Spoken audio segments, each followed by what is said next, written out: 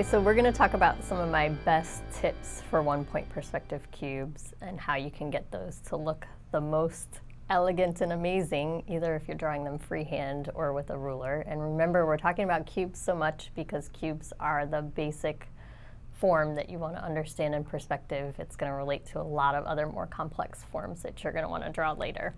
So let's look on the page. We've got our one-point perspective cube. We've got it drawn transparent, so it's see-through. And we started off here with that front facing plane, and we connected all the sides to our vanishing point. And now we have the back facing plane that's moving away from us. We've drawn this one from a bird's eye view, so our horizon line is up at the top. And now let's talk about the 4 most basic tips about one-point perspective. The first one is that as things move back in space, they appear smaller. They don't actually get smaller, they just appear smaller. So notice that on this square in the front, that looks much larger than my square in the back. This one appears larger because it's moving forward towards us. This one appears smaller because it's moved back in space and it's moving away from us. Tip number 2 is that lines that move back in space appear to converge to one vanishing point. That's why it's called one-point perspective.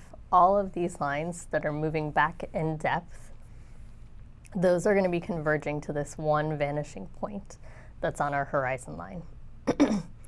Tip number 3 is that your vertical lines must be parallel. Now sometimes that's a little bit tricky. Like on this last one, you can see that if I were to line up this corner with this corner, it wouldn't be perfectly parallel.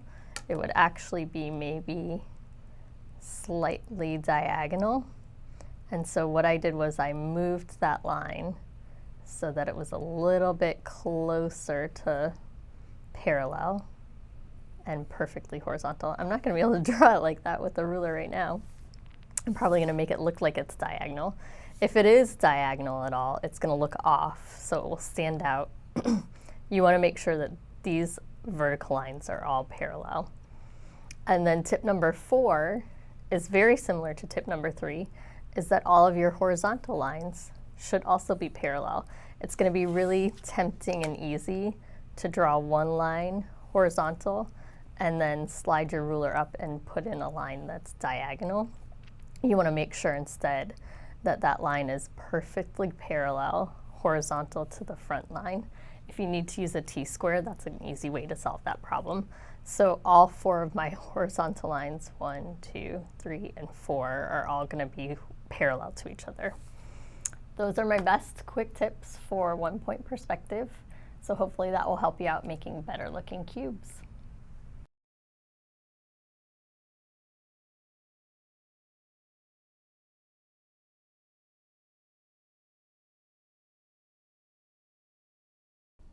Thank you all so much for watching. More videos are coming soon, so if you wish to subscribe to my channel, go ahead and do that. And also you can check out my website, lzmstudio.com.